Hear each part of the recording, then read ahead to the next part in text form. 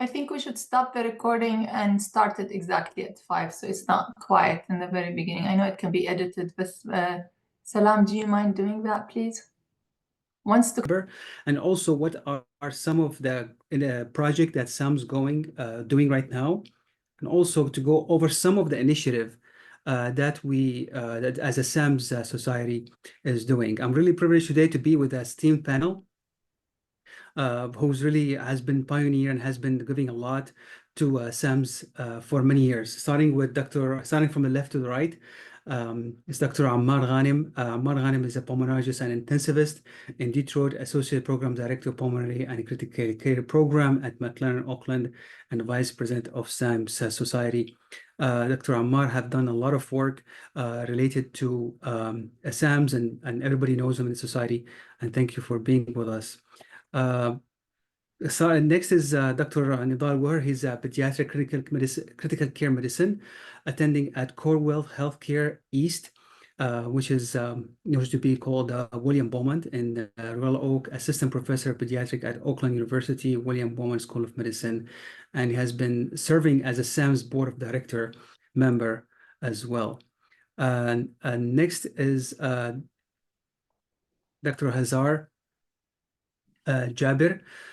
Dr. Hazar Jabir, I think most of us know her for her phenomenal work and contribution to the society. She is a graduate from Damascus University Dental School and moved to the United States in 1999, and she began her career as a teacher in Oregon Health and Science University, or USHS, and 2 years before earning her master's degree in health management.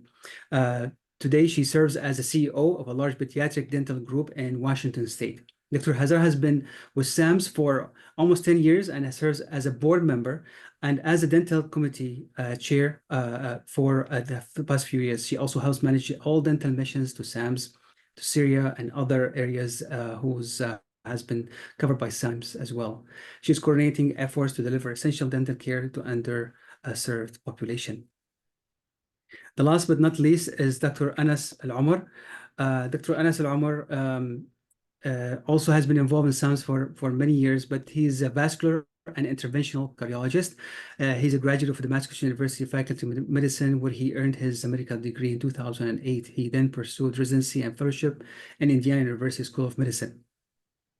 Currently, Dr. Omar serves as a president-elect of the medical staff and medical director of cardiology at Methodist South Lake Medical Center in South Lake, Texas. He's also an assistant professor of medicine at TCU School of Medicine. Dr. Omar involved in SAMS in the beginning of 2014 and driven by his commitment and providing critical healthcare services to those in need. Through SAMS, he contributed to his expertise participating in medical mission in Syria and provided hand-on training and mentorship to fellows, and also training people in Syria to deliver care for the last several years. Beyond his professional career, Dr. Omar is an advocate, a devoted family man. He is married to Dr. Sausan Rashdan. We covered her also in a separate podcast coming to you from SAMS Voices, who's an oncologist and fellow SAMS member, and they are having 3 children. Thank you all for being with us. I'm really privileged to be part of this great panel. Again, for the audience, just a few housekeeping items. There's a chat box, as well as there is, if you have any question, please don't hesitate to use that box. We'll try to cover as many questions as possible. And also, if we have the opportunity, also raise your hand, and we'll try to do my best to capture as much as possible. But we have a busy agenda. I think we can get started really soon. So, Dr. Ward, are you going to be sharing slides, or somebody with the panel? Dr. Omar, yeah. Dr. Omar, go ahead. Yeah, thank you so much, Shadi, for the introduction. Good evening, everyone. مساء الخير للجميع وألف مبروك على تحرير سوريا. I have to say this in Arabic and English. We are so happy here at the society about the events that happened last couple of weeks. And thank you for joining us on this busy Monday. I know it's like a work day and you have a lot of things to do, but you dictated this time to join us Also like to thank Dr. Kamal Fakani for promoting this on the Syrian American Healthcare Provider Facebook page in the last few days. I'm going to talk a little bit about SAMS. Majority of you probably know that SAMS was established in 1998, mainly for conferences, national and international, with a few lecture back home in Syria. In 2007, the foundation, which is the charitable arm for SAMS, was established. It was a small process back then, but significantly grew significantly after the revolution. And in the last few years, significant impact on our family, our kids back home in Syria. I could spend hours talking about what SAM's done in Syria in the last 10 years. However, that would be like different session. But just I want to share some number with you about the SAM's impact in the first 6 months of 2024. For example, like 1.3 million medical services been provided to over 1.5 million beneficiary.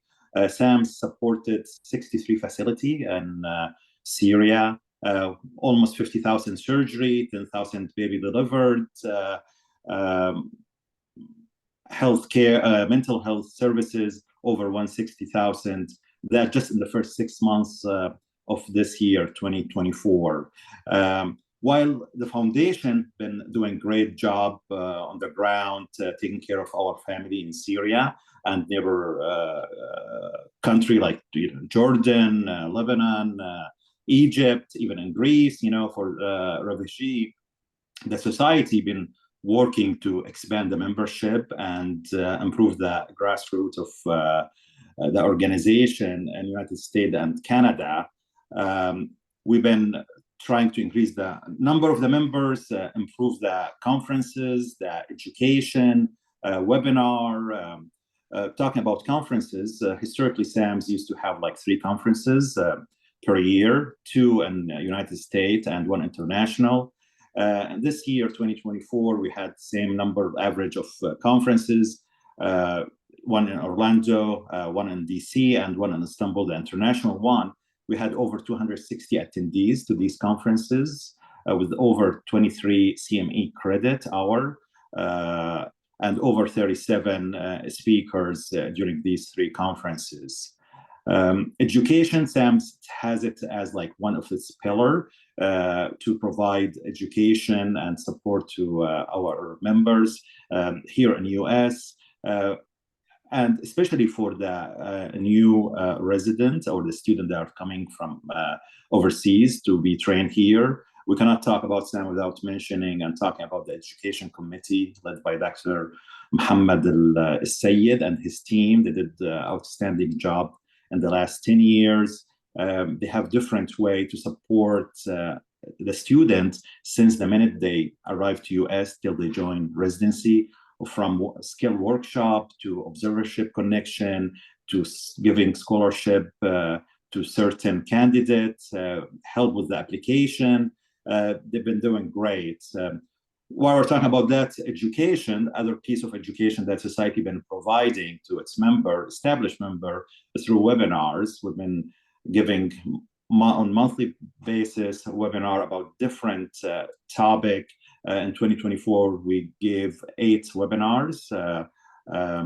In addition to that, the huge networking that SAM's been trying to build by introducing members through different media platform and like what we did with Member Under Spotlight on a weekly basis, publishing short bios about our members. And recently, Dr. Reyes been hosting the SAM's Voices podcast, where he interview one member every month and take us on a journey with that member. Other major things that some of you may be aware of, the work of Ibn Sina Medical Journal, which is the official scientific journal of SAMS. The team led by Dr. H.E.A.L and Dr. Abdelader Sha'ar, Dr. Basil Atasi, Muhammad Sayed, and the rest of the editor team. They did an outstanding job in the last several years. They have very solid process to review and publish these articles. In the last year, we had 218 manuscripts that got reviewed, accepted, revision, and all topic, mainly original articles, 50% of these manuscript, some case reports, some peer journal review, and they are open for any manuscript that could provide it from anywhere. They have actually asking for anyone who'd like to submit their cases to the Ibn Sina Journal of Medicine. This is like in a nutshell what SAMS Society been trying to do in the last few years for its member. So, thank you so much, Dr.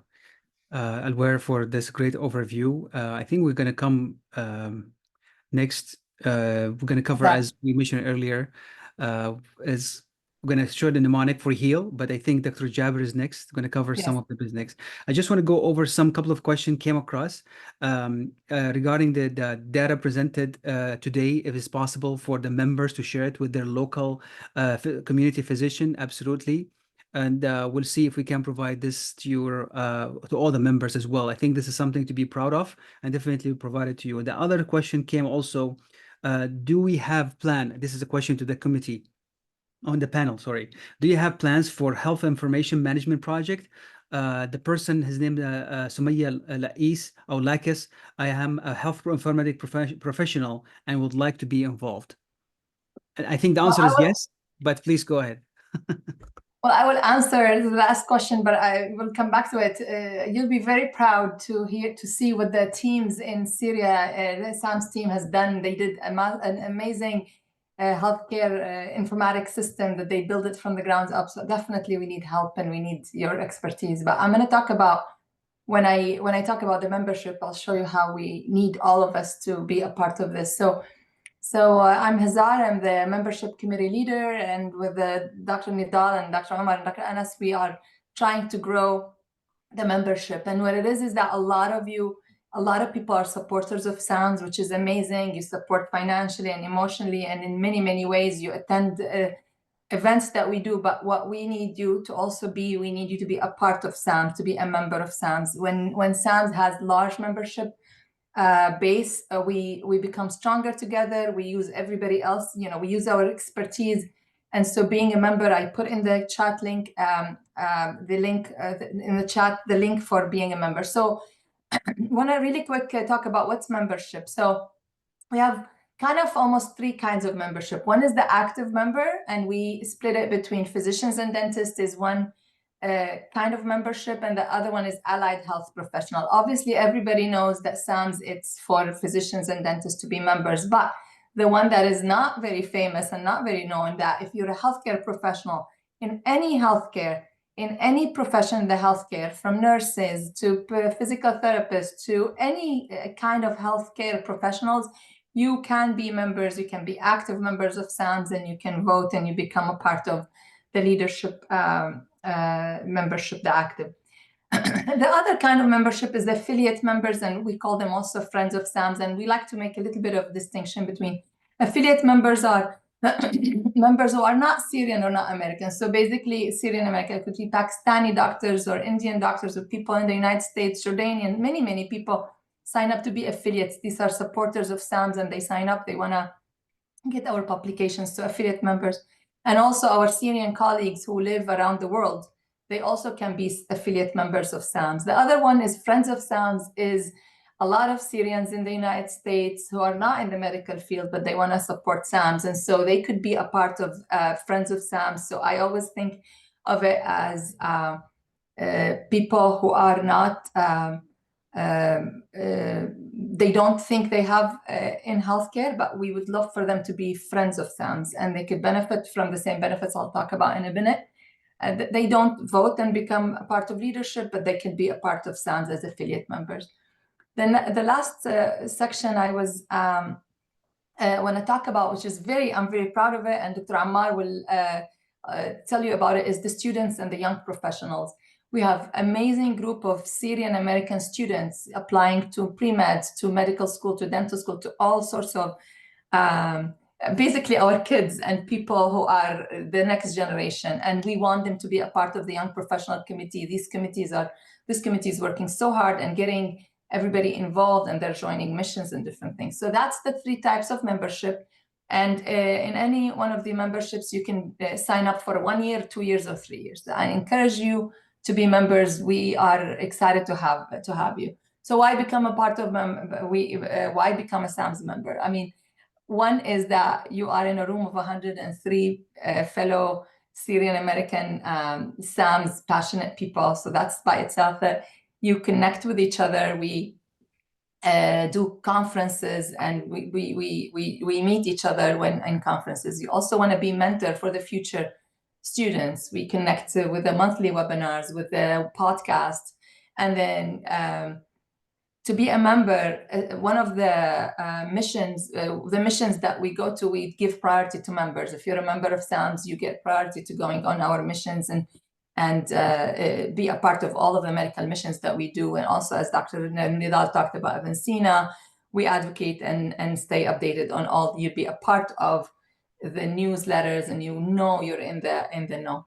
The next part, which is a little, Dr. Anas, if you don't mind, the next slide, is that these are things we as the membership committee, we said, well, sometimes when you be a member of a professional society, what are the benefits? What do people get back? Well, there's an travel agency gives you 15% discount on Turkish Airlines. You have, when you go to conferences, we really get deals on these lodging in different places.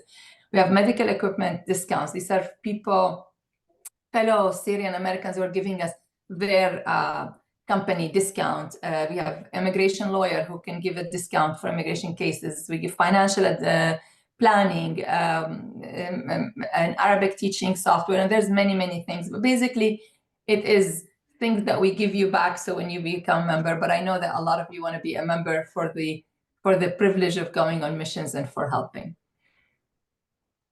Thank you so much, Dr. Jaber. And if you have any questions about membership, please put it in the chat. I'm happy to answer. Yeah, please, everybody, all the people who are joining us, thanks for being with us today. Again, any question, please go ahead and post it in the Q&A box. Next, is it Dr. Ammar Ghanem or Dr. Omar going to talk about advocacy or leadership?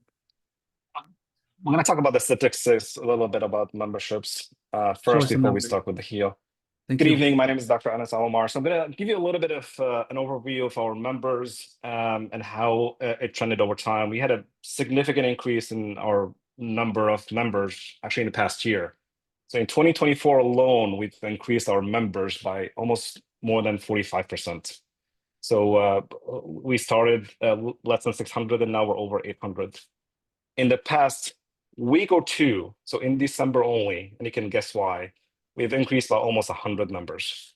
Obviously, some people were supportive of SAM's mission. Maybe they had some concerns about politics. Obviously, we're not political, we're not religious, but some people had some reservations. So maybe that's why they decided to join now. And obviously, with all the events that happened, everybody's excited about rebuilding all the programs that SAMS has, all the potential that SAMS can do in Syria. This is why a lot of excitement, a lot of members have joined in the past week or two. The membership committee has been working hard on reviewing all those applications, approving them very quickly, because we need every single member. So we stand more than 830 members of SAMS. Obviously, as Dr. Hazar mentioned, the bigger we are, the more impact we have. Share SAMS with anyone you know, anyone who could be a member or potential members. We're happy to have we're happy to have them all. And as Dr. has now mentioned too, SAMS, maybe people think that SAMS is only for doctors, but it's not. Obviously, most of its members are doctors. You can see from the slide here, most of them are actually internal medicine doctors. But obviously, we have pediatricians, we have dentists, we have surgeons, but it's not only doctors. We have nurses. Obviously, we need to work more on that. We need to have more of these healthcare professionals, not just doctors. But we have nurses, we have speech therapists, we have OT and PT, we have healthcare informatics. We need everybody. And you can guess from missions and being on a mission myself, on a medical mission myself in Syria, doctors are a part of the medical mission, but there are so many other people who have tremendous impact on medical care and coordination of everything that we do in SAMS. So encourage any healthcare professional to join SAMS, not just doctors. I'm just going to give you a little bit of some numbers about the composition of the SAMS members. So internal medicine, doctors being probably the largest category. So this is the subspecialties of internal medicine. Most of them are general internal medicine, more than 100 doctors. The most common specialty is cardiology. Me and Dr. Reyes are part of that. Pulmonary, critical care, GI, hemat, nephrology, all specialties of internal medicine are represented within SAMS. Pediatrics, same thing. Most pediatricians are general pediatricians in SAMS, but we have a handful of subspecialists, critical care, neonatal ICU, emergency, GI, and hematology. Same thing for surgery. Most of them are general surgeons, but we have orthopedic, cardiothoracic, which is important because we have actually a cardiothoracic center now in Idlib, and hopefully that will expand. And we've been doing open heart surgeries in Idlib on medical missions. So it's important to have any specialty because that will impact what you can do in Syria. So this is an overview of our members and the composition. If you have any questions, let me know. But we can hand it off to, I think, Dr. Nadal for the H.E.A.L initiative. Thank you so much, Dr. Omar. Before we go to Dr. Nadal, there's a question coming. I think it's a suggestion / maybe a good practice. Somebody is interested to join the mission, and he is or she is planning to go to Syria. It looks like they don't know when to sign up. If there's a sign up page or sign up website where they can give ahead of time, because these require some preparation from their work and time off, and how often they need to these missions are coming along. So maybe we'll cover this at some point, but just want to keep it in your mind as we go along. Yeah, absolutely. I think next would be talking about the mission and the other stuff. So the H.E.A.L initiative, everything we talk about, it's mainly what SAMS and society been providing to our members here in US. However, we've been asked a lot the same question: how can we help Syria through SAMS? What can we do? And each one on their different ability, how they can help Syria. So we came with this H.E.A.L initiative: H, humanitarian support, E, education, A, advocacy, and L, leadership. And we're going to go over it letter by letter. I think the first one going to be between Dr. Hazar and Dr. Ghanem. They're going to talk about the humanitarian support, including medical mission in Syria. So I'll start the humanitarian support. I mean, all of us are here to help with the humanitarian crisis that's in Syria and that went to the refugees.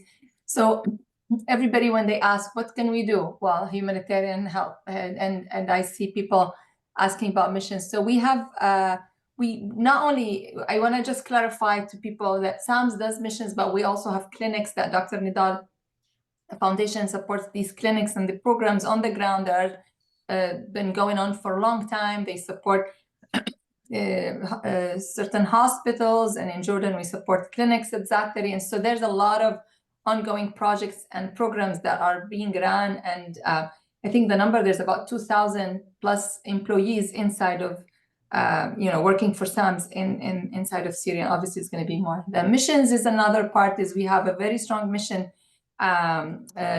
committee that they meet and discuss missions. Most of the missions we're going into Jordan. There's 3 very large missions that go into Jordan. Some missions go to Lebanon and inside of Syria. Obviously, as you know now, things have changed, and I'm sure we're going to do a lot of missions inside of Syria. So the next few months, there will be like almost an assessment to, as you all know, we all don't know what's happening, the borders, how the access. So there's a lot of people are going, or our senior leadership and our mission leaders who have been doing this for a long time, they're going and doing an assessment of what's happening on the ground. And once that's happening, once that's clear and we understand how we can maneuver the missions, we will make announcements. That's another part. When you're a member, you will get announcements and you'll understand what the missions are going and when are they going and what can you do. So that's a part of what we do. So SAMS not only does missions, have programs, and we do the missions to supplement all the work and the need that is there. So we need all of you to be a part of that. But once the missions committee announces, then it'll be after we do the assessment, it'll be clear to how can you help. And Dr. Ammar, if you have anything to add about the missions, and then you can maybe talk about the next thing, which is education. Sure. Thank you, Hazar. I would probably add to what you have mentioned, going back a little bit in history of SAMS. Society established 1998, and then the foundation came later on. And since 2010, I joined SAMS. On the last 14 years, I can see, how SAMS are growing and growing by a team and professional work. This is why I can describe it and summarize it as a team and professional work. I can say it's an army of volunteers and a qualified staff. Together, they have a huge impact on healthcare and patient care inside Syria mainly. Literally, when we talk about some of these medical missions, I can mention to you an example, the one we do to Jordan. We have been doing this for the last 8-9 years, every year 3 to 4 times. And every time we go, we have a large team that goes, about 50 volunteers from different specialties. We focus on the programs that really can be life-changing. For example, dental care for these, like children in a Zaatari camp that they need sometimes extraction or, some surgeries that can be life-changing for them. We do cardiac catheterization, stenting intervention, and sometimes bypass. And on the top of this, ophthalmology. These are essential programs. Every mission we go to Jordan. On the top of this, we choose one specialty, sometimes urology, general surgery, OB, and then every mission we go like this. We put the budget, relatively the budget compared to the amount of work we do is really small, and the impact is huge. For example, you go with a budget of $150,000, but literally you do a work worth of $1 million, if not more. Because you had the volunteers that they give in their time, they are not charging. We do have deals with these hospitals, even private hospital, but they give us 50% discount or even more. We take our medication with us and our equipment, supplies with us. So that's make a lot of saving. And it's really sometimes a procedure that costs like $1,000 here. We can do it for very smaller amount. Medical missions is another, big impact, mainly a neighboring country. Until the earthquake happened, we start to go inside Syria. Probably the earthquake that happened in early 2023. And then since that time, we have been doing bi-monthly missions to inside Syria, to northwest Syria. And the impact, not only in healthcare and patient care, direct patient care, as also education. Because on the last 3 to 4 years, that's maybe goes under education, the e-letter, talking about education, we have, switch our work and focusing more on education. We want to educate physicians to take care of patients on the ground. Because as you know, the healthcare declined on the last 15 years. And then the decline has either physicians and healthcare providers, they left the country, or the quality of education has declined a big time. So SAMS has to fill up that gap, and they were able to do that in northwest Syria. And then they were able to start the programs, residencies in different specialties and fellowships as well. One of the fellowship I'm proud of to be part of is the critical care fellowship that started in northwest Syria. and it's not existing. That specialty does not exist in Syria. The whole Syria does not exist. As you know, critical care as part of anesthesia. You do anesthesia residency, then you can work as intensivist. They don't have just a critical care specialty in Syria. So we started that program. We did a lot of effort over the last 3 years, doing education, but you can describe it as any program here in the US. We have a program director, we have administrator, we have a full curriculum that goes over the 2 years, to cover all aspects of education that they need to learn on. We have hands-on sessions. Myself, I went on multiple missions and educate them directly about the ventilator, about placing lines on the mannequins, and so on. So you'll be impressed when you learn about that. But not only this, we are really proud because we see the impact of the things that we planted over the last 3 years. We graduated 7 physicians on that program alone, the critical care program. And these 7 physicians are helping 4 million population in northwest Syria. And then since the last 2 weeks, they are able to help in other areas in Aleppo. So you can see how they consider to be a high quality physicians that they are able to provide help to their people outside the area they were working before. Now, on the last 2 weeks, to mention, that's very important what's been happening when it comes to humanitarian support. On the last 2 weeks, we always like to try to work for whole Syria, as you know, but for a certain reasons that we were not able to. Either the regime would not allow us, or we felt that some areas had more need than other areas. We prioritized the work that has to be done, and we were restricted to work on certain areas. But having said that, a lot of people, they don't know that we have been doing secret programs in all Syria. And why we did this, because under the regime, you have, for the safety of people working with you on the ground, you have to be sure that you hide their names and you don't tell. So we used a third party to help in certain programs and other areas of Syria. For example, like I mentioned, in northeast Syria, for example, we have a large hospital supported by SAMS. We have 5 clinics, and we have a psychosocial support program and a mobile clinic as well. This is only in northeast Syria. We have a program, and during the COVID time, we did the oxygen generator that's very well needed in Hama, and that another program, that they were under the regime area. And then we did also medical supplies to some areas of suburb Damascus, a large amount on a yearly basis that we were able to support. So we were doing this for the last 3 to 4 years, but now our responsibility with the changes that are happening to be able to adapt quickly to the changes happening on the ground. So what we have been doing, actually, we have a large office. We had a large amount, number of staff that we have in the main office in Gaziantep. And all of, or majority of these, staff, they get distributed between different cities. There are some on Aleppo now, Hama, Homs, and even Damascus. And they are doing need assessment, as Dr. Hazar mentioned.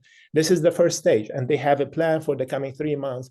They call it emergency plan. They meet every day on the foundation under a task force that they discuss what's happening on the ground, how can we help over this coming 3 months. And they need assessment that they were able to deliver a lot of help. For example, they have programs, they distributed ambulances in the different cities, including Aleppo and Hama. They were able to do, blood bank support by donation for blood. They were able to provide supplies to multiple places. They were able to ask some of the volunteers from Idlib to come and work in certain hospitals. There's a multiple other dialysis and the multiple others. The list go on and on. So, having said all of this, I would be happy to take any question. That's in general. I'm really proud to be part of this organization, and I can see, how everybody is contributing. As I said again, is a teamwork, is a professional work. We set an example for the rest of the Syrian groups. Everybody look up for SAMS, what they have done and what they're going to be doing more. Our responsibility actually is expanding now. That's why we are looking for more new members and volunteers, and you're going to have opportunity to help at any level you want. It just slowly is going to come, and we want you to be patient with us. and assure you, I mean, that we'll be able to help the whole Syria with the programs we have been doing, either like humanitarian or educational programs. Dr. Ghanem, there is a few questions coming along. Sorry, because I want to give the chance to people who's asking, because this is our very relevant questions. I'll start from the newest to the oldest, and I'll open to the panel.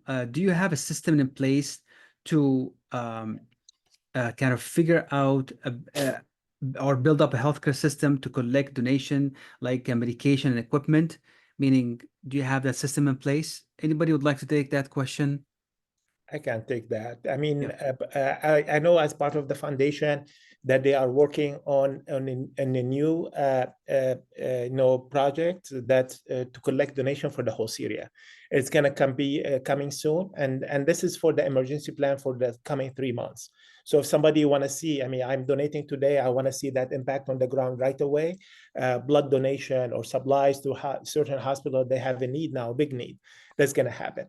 So this is coming soon, and on the top of this, will be very good to mention about our dream project called the Dream Hospital, and actually have been working on this for the last 2 years, but we have been delaying this because we were worried about the safety of that hospital. We chose a location before, but now we are thinking about changing the location. We want it to be more centered inside Syria and to be like the American University of Beirut. So a project like this will be, a high quality care. It will be tertiary center. There will be referral from all over, Syria to that place. And we have a high quality expert that will do things that they will not be able to do any other places in Syria. On the top of this will be education. So a medical mission will go there and educate. We're going to be, online education, and there will be a hands-on teaching. And we're going to be proud of that project. This is coming, and then we need your donation for that as well, because we were thinking about starting building in January 2025 on the old location we chose, but we're going to move to a new location, probably centered. And then as soon as we know that location, we start to re-advertise, and we want everybody, to donate for that project. This is a dream hospital going to be for everyone, and it's going to give you the opportunity to volunteer, educate, and do anything. And you will be proud of that. This project is going to cost, tens of millions of dollars. So we're going to need a lot of support from you. Thank you, Dr. Ghanem. Question to Dr. Jaber. Is there any plan to establishing advanced dental education program and residency in Syria? Actually, the dental committee, whoever asked that question, we would love to have you join the dental committee, and we will reach out to all the dentist members, part of SAMS, because they feel like a little left out. But we have a very strong dental committee, and please, any dentist here, feel free to communicate with me. But yes, that's what the future is: education. That's how we can help. We can help by educating, and all of the learning that you guys received here, we need to share with our colleagues in Syria. So the answer is yes. There is a theme question coming repeatedly, like everybody would like to help and everybody would like to be a member, but they feel, again, this is a perception, that these resources or physicians are not funneled and utilized the right way, and some of them would like to do something, but they are left idle. They think that the system that put in place is still, although you filter and categorize based on specialty, but nobody tap on these individuals who are really willing to help. Is there a new system or pathway for these individuals? I would like to tackle that for a second, and then I would like to hear what we have a really strong group of people. We're all trying to do our very best. We have a very strong foundation, and people at the foundation programs are creating programs. So we want to be a part of when a new opportunity opens like this, we need to expand. What we are saying, this is what this message of this today: join and be members, help us. We are going to create programs. We will connect psychiatrists together, we'll connect dentists together, have meetings, we have committees. People meet all the time, all Saturdays, all Sundays. I know all my Saturdays and Sundays. I know everybody here in the panel. We meet and we're creating. So we want you to join and be a part. And it will be hard in the beginning because there's so much, but that's the idea, is once you're members and you become a part of this organization, you can help us make it better. Perfect. Anybody from the committee or Dr. Aware, if you know from the back end, like, is there any improvement in funneling these individual based on the membership, and to also direct them actively, not passively, but actively to engage them with certain initiative? Yeah, Or program? absolutely. As Yeah. Dr. Hazar said, the first step to join SAMS, so we know you. And, in the last, I would say, 18 months, we've been working on the membership platform, organizing. We saw what Dr. Omar, shows us, like the subspecialty, for example. Like right now, we could run report, and I exactly know how many gastroenterologists in our organization.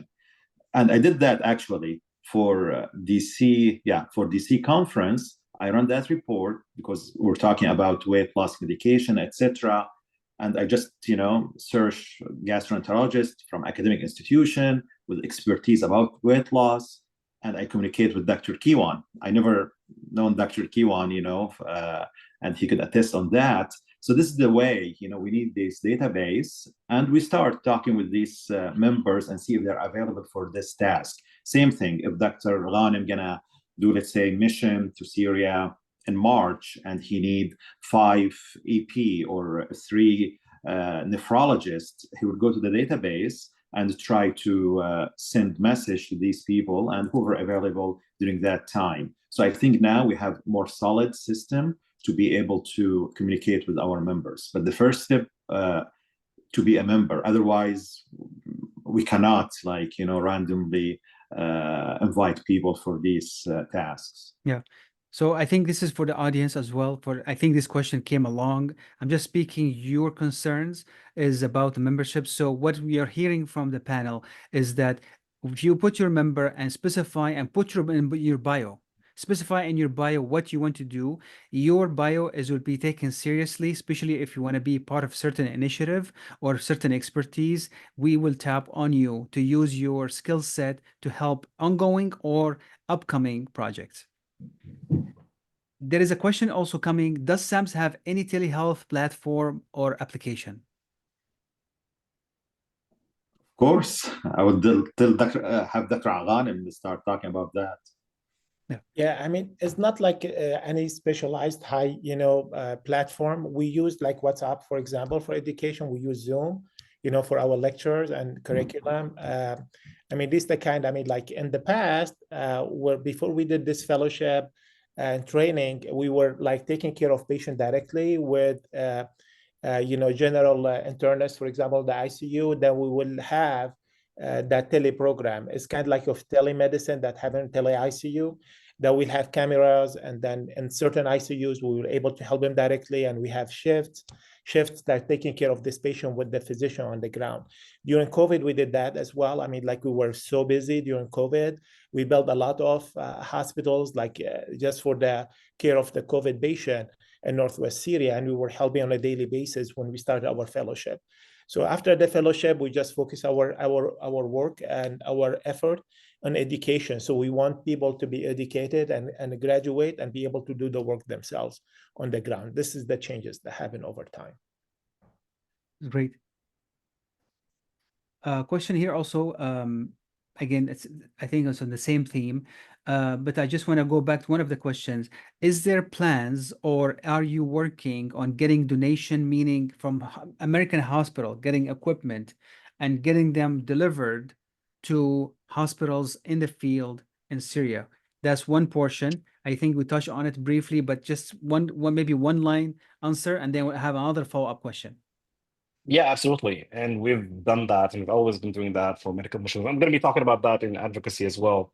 So yes, this is exactly what I did actually when I went on my medical mission. I talked to my hospital, I talked to the medical equipment companies that I work with, and I was able to take a full bag of stents to Northwest Syria that we actually use in our heart caths. So yep, absolutely. This question is, are there any plans to have any teaching or workshop or hands-on sessions in Syria, specifically Damascus? Yes, we met on the mission committee yesterday, and we tried to put a new strategy for the whole Syria now. It's really hard for us, to come up with the plan for a year, because as you know, the situation is still kind of fluid, is not stable yet. But what we decided to do, okay, after like our January mission to Jordan, It's going to be a small team going inside Syria, mainly cardiologists and a few subspecialists to work on a certain clinic and do heart cath and intervention to start with. And probably I'm visiting Syria and this coming week. There's other people on the ground now, including our CEO. Our CEO, David, is already in Damascus now doing need assessment. And all of this can help us. We have to, investigate and see where is the need, where is the gaps we can fill. We cannot do, of course, everything, but we're going to see, things that we can really help. Down the road, we have 2 medical missions that coming to Northwest Syria. They already planned from before, one in March and one in April. There's going to be large missions. You have the chance to go to Northwest Syria. We have established hospitals. We have established a process, for going in and out. You're going to be busy the whole week. You go there and you will be involved in education, lectures, hands-on on all of this. You can volunteer with your experience for one of these medical missions. And we're thinking about extending these missions to inside Syria. So going for Hama, Aleppo, or even Damascus, depending on the situation as well. And finally, probably we want to announce that more likely it's going to be a conference, our international conference this summer is going to be in Damascus. More likely, we're still discussing this possibility, and we want to be sure, we'll be able to do it, and it's going to be safe. And during that international conference, going to be sometimes early July, we're going to do medical missions probably to whole Syria. So it's going to be big working on this, but we want to be sure that, the situation can allow us to do that. Thank you so much, Dr. Ghanem. There is a question, I think 2 or 3 questions covering the same theme. Is there any plans for SAM to get involved in the universities, the Syrian universities, meaning you go as a physician here and involved in a curriculum and be a teacher or have an affiliation with these universities? Is SAMS doing any work in that space? Hazar, you want to take this?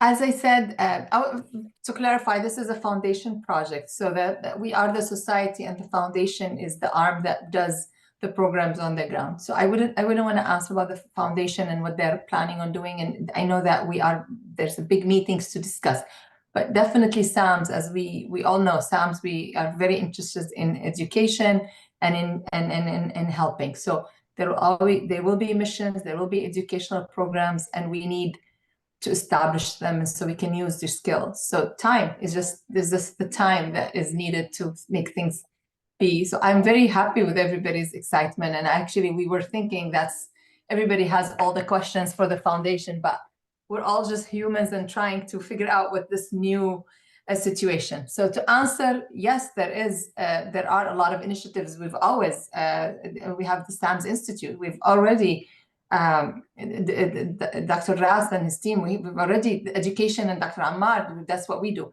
It's just to answer specifically where it's going to happen, it just needs time. So I know we're going to encourage you later, but I would like Dr. Anas to talk about his advocacy, and we're going to talk about leadership and then open it for more questions. But as we will encourage you, a February meeting conference that is going to be shared a little bit later, there will be a lot of announcements. Faz will give the foundation and the society about 2 months to evaluate. Then hopefully in February, we'll have some more solid ideas for you. So I encourage everybody to join the conference. I'm going to also put the link in. Dr. Anas, do you want to start with your advocacy? Yeah, I'm going to talk about members advocacy, and I'm really happy about all the excitement of how to help SAMS. One of the great ways to help SAMS is actually members advocacy, members advocating for SAMS. I'm going to talk about political advocacy maybe another time and mention a little bit quickly here. And this is members advocacy for the organization. Our organization's biggest asset is its members because of the advocacy work that they do. This is a summary of the outline of what I'm going to be talking about. I'm going to be explaining each one kind of a little bit in more details. For the sake of time, I might maybe skip a little bit. But many ways to advocate for SAMS, mainly, honestly, is raise awareness within your networks. Raise awareness about Syria, raise awareness about SAMS, what it does, and what we can actually do. This is how it started for me. I heard about medical missions a couple of years ago from my friends, and they said, and it was a phenomenal experience. That's how I got involved. Raising awareness, telling your friends about what SAMS does and what you do, and that's how you bring people to actually help. Engage stakeholders and policymakers. That's where political advocacy is. Volunteer and recruit volunteers. Secure funding and resources. Obviously, all the work that we do needs funding, needs money, and that's part of it. But it comes after raising awareness, after engagement with people, with the community, and with members, and of course, education and training.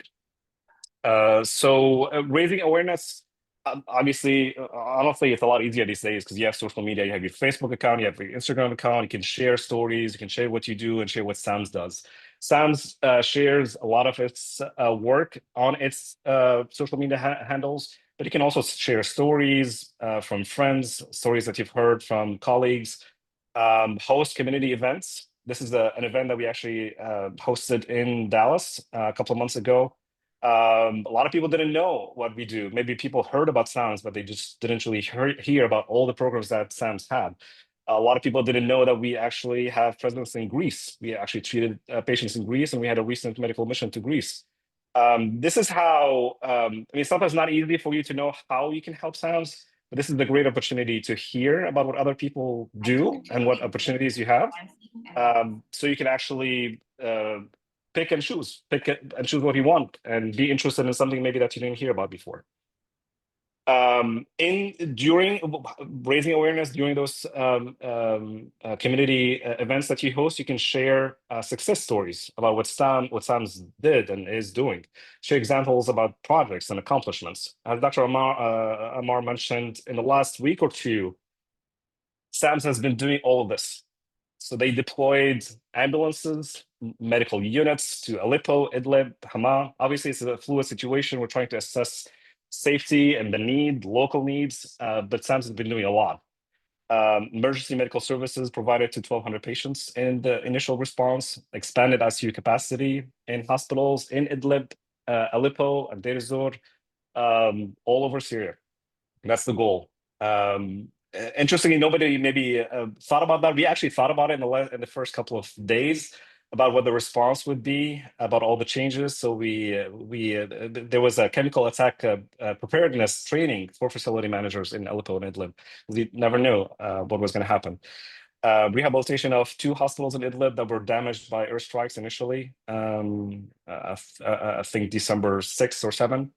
And then restoring some NICU and PICU capabilities. Engage stakeholders.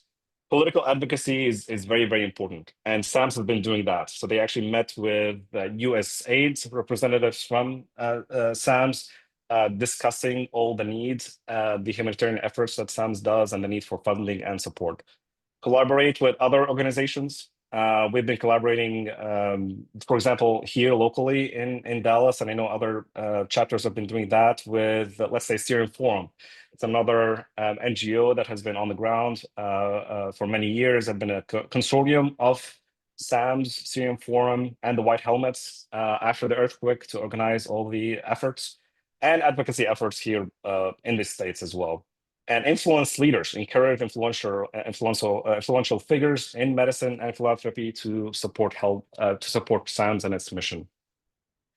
So first, become a member of SAMS, volunteer yourself if you can, and recruit volunteers. This is what I've done. So this is my recent mission to Idlib. I shared this story with my colleagues, and they became interested because they didn't really know what was that and what's going on in Syria and what the mission does, and they didn't know that there's actually a big organization that does this for many years now and it's become very professional in actually doing it. So they shared this story in my hospital network here in DFW. A lot of people contacted me. They asked how to help, even non-Syrians, because they were interested. This is a good opportunity to recruit volunteers for SAM's mission, and reach out to healthcare professionals in your hospitals. Secure funding and resources by doing fundraising campaigns. We're doing a fundraising this week on Wednesday here in Dallas. This is an important opportunity to share SAM's accomplishments, raise awareness, and actually get the funds to do the work that's needed. Approach businesses for sponsorships or donations, like I did with the medical equipment that donated all those stents that I took with me. So you will be surprised how much you can do just by reaching out. The reps that you work with, doctors, the hospitals, local organizations that you know, just reach out. It's never going to hurt. And apply for grants. This is something that I maybe didn't know about before. Multiple people have done it successfully. So medical companies have that. You can apply for a grant. And then academic institutions, you can apply for a grant. And this is something that has been more and more recently been popular. So global medicine, and a lot of divisions have that. And they have grants that are available for anyone to apply. My wife actually applied and actually got a grant, was granted, her application was approved, and she's using that for her lung screening program in Northwest Syria. And education and training. So as people mentioned, as Dr. Mar mentioned this as well, so doing workshops and webinars, offer sessions about mental health, emergency response, best practices, and collaborate. If you're an academic institution, let's say, you can collaborate with the medical students at your institution who are interested in global medicine, who are interested in doing projects. SAMS is a great outlet for that. They're on the ground. They've been doing this for many years. They know how to do it. So this is a great opportunity for people to be involved. And that's it for me. I'm happy to answer any questions. Thank you so much, Kramer. I think we'll move to the final letter H.E.A.L, going to leadership, and then we'll go back to question. We have some questions, but we'll go back to it in a minute. Dr. Luer, you're going to talk about leadership? Sure, yeah, it will be very brief. So one of the things that our members can help SAMS through its vision and plan in Syria to be involved in the leadership. And this leadership, it's like voluntarily participation. It could be as much as participating in committee, like ICU committee or nephrology or dental committee, chairing committee, run for the board, which we're going to have election coming in a few months for the new term, the 2025, July.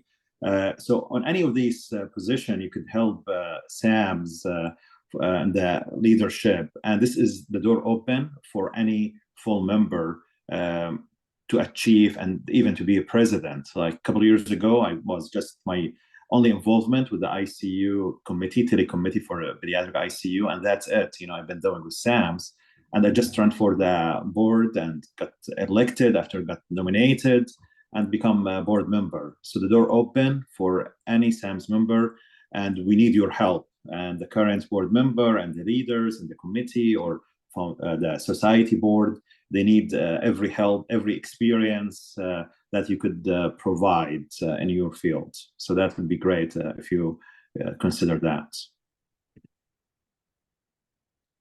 That's great. There's few questions coming along. I think we can highlight them, but if again, please post your question in the Q&A box. Starting from the bottom, somebody has a project and he or she is working on already in Syria and would like to present it to SAMS level leadership to see if there is any quote unquote interest to collaborate or sponsor, who they should reach out to. I would like to take that. So we have Dr. Randa Lutfi. She's our program director. She's a part of the foundation. And maybe you can write that as a question in the email, or I already put also the contact for the foundation. You can find it on our website. But an email to the foundation presenting what is the project that you're working on. We have a really strong project program director, and I think she would be someone who you would start talking with and see if SAMS has interest in that. Thank you so much. Some physicians are in Syria, but I would like to be a member of SAMS. However, because of the subscription, I know it's very low for us in the US. Maybe as physician, we have CME funds, but for them it's very high. Is there a way that SAMS can waive their membership fees for the physician working in Syria? Yes, actually, there is another question from Dr. Abdelader Sha'ar about the student that are coming from Syria to US. Also, if you could waive that. We have like a process for that, and there's application for financial assistance, and there is the email of Salam. They could fill that application, and we approve that case by case. We've been approving, for example, medical students, Syrian from Jordan and Turkey, that they're planning to come to US, and they apply for membership, and we granted them complimentary membership. So absolutely. And also, it's not your typical, they're going to be affiliated for the physician, like, or dentist that they are practicing in Syria. So it's not going to be the same rate. It's going to be much lower annual membership. But still, we will still have room, to help certain number of these physicians and dentists.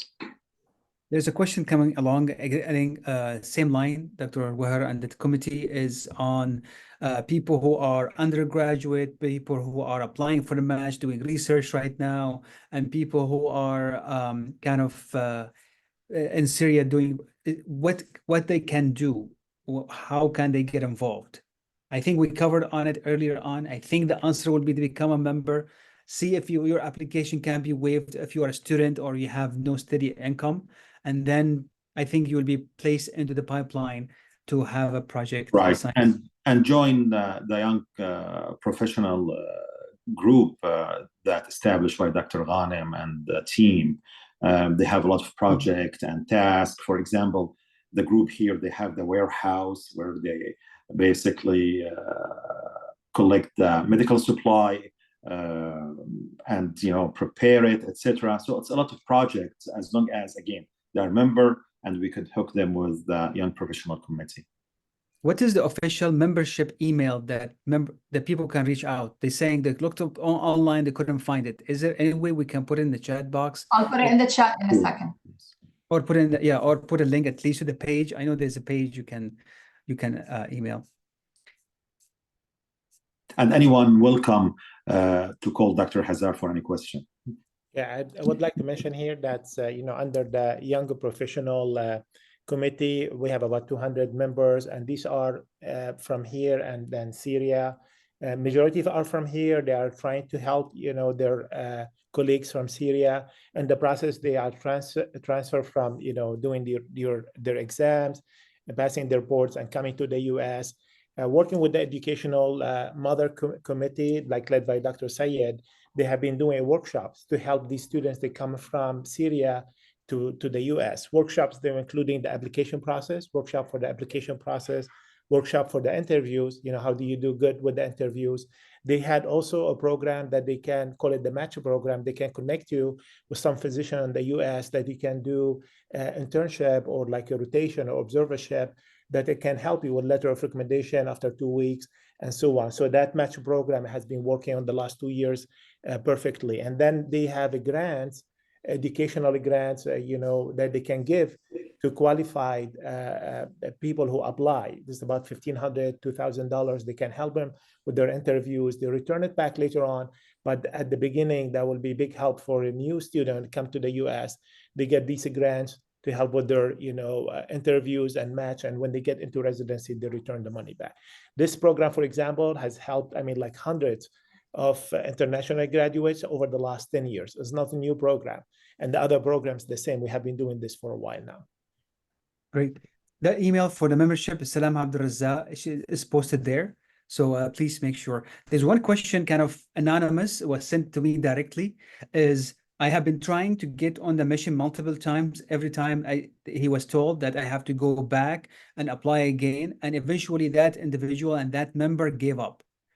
Seemed like he's keep hitting a dead end.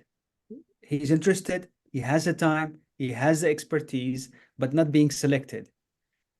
I don't know exactly. I'm happy to look into that, but in general, members usually do get priority, but maybe I know in dentistry, for example, we want the dentist to go and perform to the top of their abilities. So sometimes we get specialties or things that we cannot use.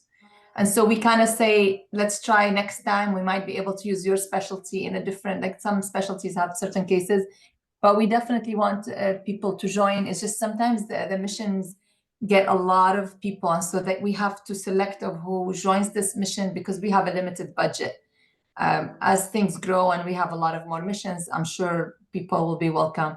What I'm hearing from this is that we can communicate better, and we will put flyers, we will put together a new flyer of how you reach the foundation, how you reach the membership. So we will do a better job also saying how you can reach us and how do you reach the missions as well. I think, Dr. Jabir, this is very important because you are losing some interested and kind of individual who want, and we don't want to lose this enthusiasm and this momentum. So having that in mind, sometimes the flux of people signing up might be overwhelming and the resources you have is limited. But we promise the people who have this experience that to happen again, and you will be in the pipeline for sure. And they can contact me directly. I mean, we don't mind at all. I mean, they can have my phone number or email, contact me directly. I'm on the mission committee and I've been on multiple missions.